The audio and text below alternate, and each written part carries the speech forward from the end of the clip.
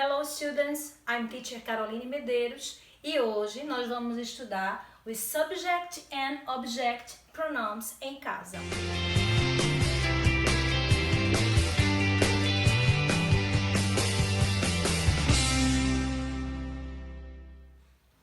Bom, vamos lá.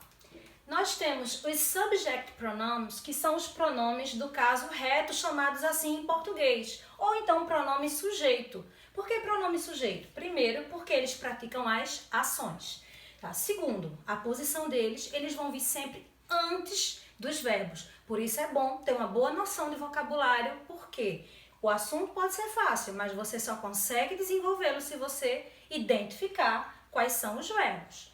Certo? Vamos lá. She needs help.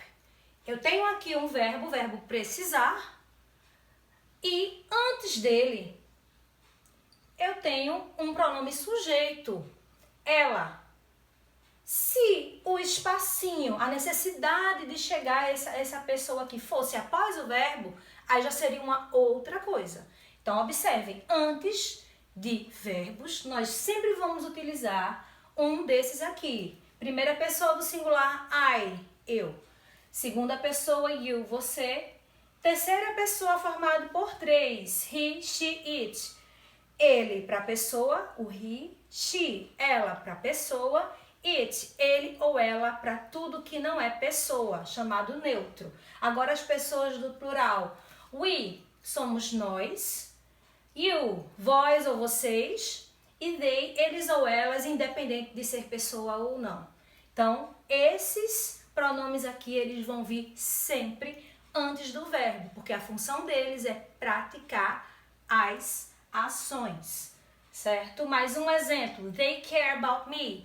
Então, o verbo care é o verbo importar-se, né? Se importar com alguma coisa. Se a necessidade foi você utilizar um pronome antes dele, então não tenha dúvida, você vai usar o pronome sujeito, subject pronoun.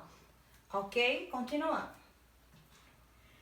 Agora, nós temos aqueles pronomes objetos. Os object pronouns chamados em português de pronomes oblíquos. São aqueles que agora recebem as ações. Então, eles nunca vão vir antes do verbo. Eles vão vir sempre depois de verbos e também preposições. Então, cada um tem um correspondente. A primeira pessoa do singular, I. Aqui é me. You, a forma é igual, tá? Mas a tradução fica diferente. He, him. O she equivale a her. It tem a mesma forma. We, nós, us. Significa nos. You, no plural, também a mesma forma. E them equivale à pessoa they, ao sujeito they. Então, essas pessoas aqui, daqui a pouco eu vou colocar para vocês compararem um com o outro, elas vão ser utilizadas após verbos e preposições. Como vamos ver a seguir, ó. Michael told the truth. Então, told é o verbo, Michael contou, Michael disse.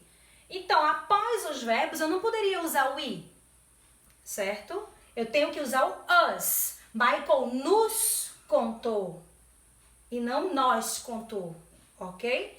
Mais um exemplo. Agora comparando os dois tipos de pronome. Os dois formam os pronomes pessoais ou personal pronouns. Então, o sujeito e o objeto correspondente. Esse lado aqui eu uso antes de verbos porque eles praticam as ações. E esses daqui recebem as ações, portanto, vem depois. Então, eu tenho aqui duas opções. Entre um pronome sujeito e um pronome objeto, eu preciso escolher qual deles é apropriado para essa frase. Qual é o X da questão? Quem é o verbo? Onde ele está? Então, clean the house every day, limpa a casa todo dia. Então, o verbo limpar está aqui. É ele que vai dizer a você quem você vai utilizar. Então, se eu preciso utilizar antes do verbo, é lógico que eu vou utilizar um subject pronoun. Qual é o subject pronoun que tem aqui? I. Então, você vai utilizar I clean the house every day. Eu limpo a casa todo dia. Então, esse é o raciocínio. Certo? Mais um exemplo. James loves. Então, eu tenho um subject e um object. Então, como é que eu vou fazer? Primeiro, novamente, a mesma linha de raciocínio. Quem é o verbo? Loves. Eu vou precisar de um pronome antes ou depois dele? Depois. Quem é que eu uso depois? Logicamente que eu vou utilizar um object, tá? Então, eu vou utilizar o her, tá? James loves her. James a ama. Em português, a gente tem uma mania de dizer assim, ó, James ama ela. Por isso que a gente acha que a gente pode utilizar o she, né?